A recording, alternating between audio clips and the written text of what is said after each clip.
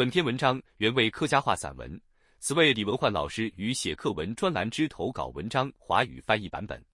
篇名《未来名片》。20年前，我第一次出国就是和妻子回娘家，因为跨国婚姻需要办理许多手续，所以我在那里待了一整个月。马来西亚的也非常炎热，但我却感到格外亲切，因为在这个遥远的国度，我找到了家的温暖。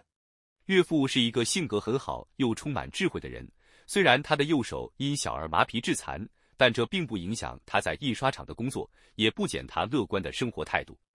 岳父从小在马来西亚长大，懂得语言。在陪我逛街时，他能用马来语、印度语、英语、粤语、闽南语和客家话与人交流，他流利的语言能力令人惊叹。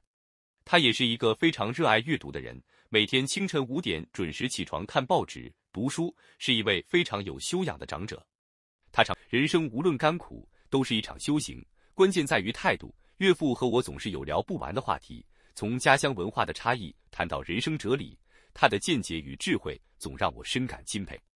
在那一个月里，我们甚至于比两父子更有话聊。古人说惜花连盆，惜子连孙，因为非常疼爱女儿，所以对我这个台湾女婿也特别照顾。他每天带我四处玩，吃遍各种不同族群的美食，就连宵夜都非常丰富。结果短短1个月，我的体重竟然足足胖了5公斤。这段在老婆娘家的日子，真的是我一生难忘的回忆。有一天深夜，父带我去吃宵夜，我们坐在吉隆坡的妈妈档，喝着冰凉的咖啡，吃着当地的美食。他突然握住我的手，眼含泪光地说：“我把宝贝女儿交给你了，这一生你一定要替爹爹好好照顾她。”老古人说，两人一条心，有钱能买金；两人两般心，没钱能买真。你们夫妻要互相扶持、包容，婚姻才能长长久久。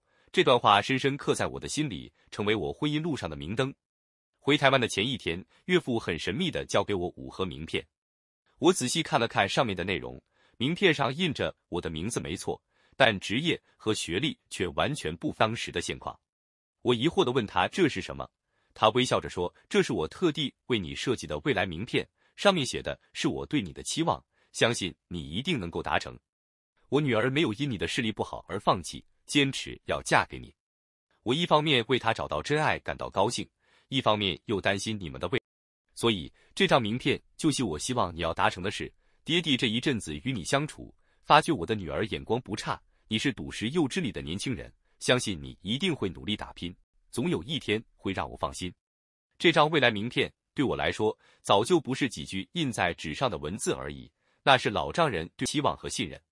每回我看到这张名片，就想起他对我的鼓励和疼惜。过没几年，我真的实现了名片上的每个目标，成为有自信拿出这张名片的人。如今，岳父虽然已经过世10几年了，但他的智慧还是深深影响着我。我和妻子也会一直想着我们的爹地。